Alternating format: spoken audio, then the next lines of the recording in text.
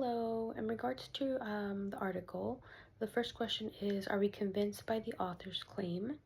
The first claim was that ibogaine, the bark, has medicinal benefits in regards to opioid abuse and mental health. The second claim that he instated was to use ibogaine humanely. Two evidences that compelled me during reading this article was the first one for medicinal purposes was the story of Howard Lotz. He was a morphine addict for many years.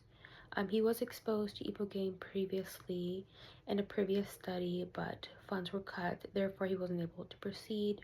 But later on in the future, he was exposed to it again by a chemist friend of his who was doing a case study again.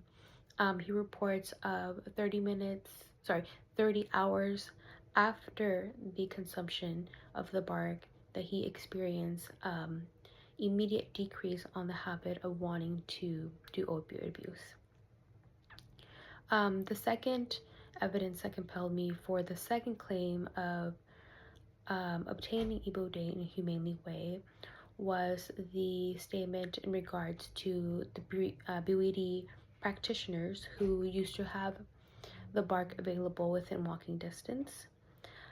Now they have to even walk on days just to obtain it.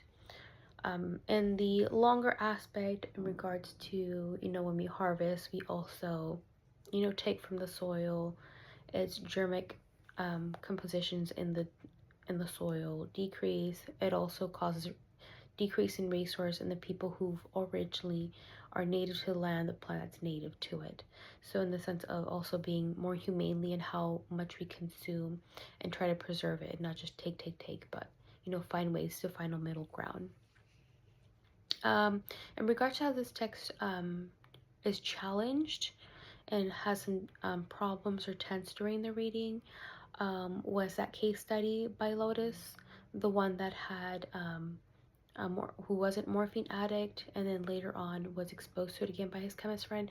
Well, he carried on a study himself trying to get it FDA approved, but due to the cuts of funds, it was also cut short. When things are cut short like that, there's always constant check-ins, regulations, seeing how things are going, and if things are cut short, it kind of looks like things were not going in the envision that the investor was seeing, therefore funds were cut, or government purposes, etc., did not see the need to fund cases anymore for that. And then along with that, there was a woman who was part of that case study in the Netherlands who died from cardiac toxicity. So those are two kind of problematic events. How this idea is presented and applied in the real life, whenever we're trying to reach a goal, a noble goal, a task that seems too big on hand, there are always going to be setbacks, some fails, some trials that kind of are stagnant, or even like a complete pause on the cases. And that's kind of everyday life and everyday application when it comes to other things as well. But sometimes it just takes the next generation to carry on the studies, and then hopefully they also too have this view of how to humanely preserve what is native. Therefore it's not just used for the West, use, it's shared and preserved.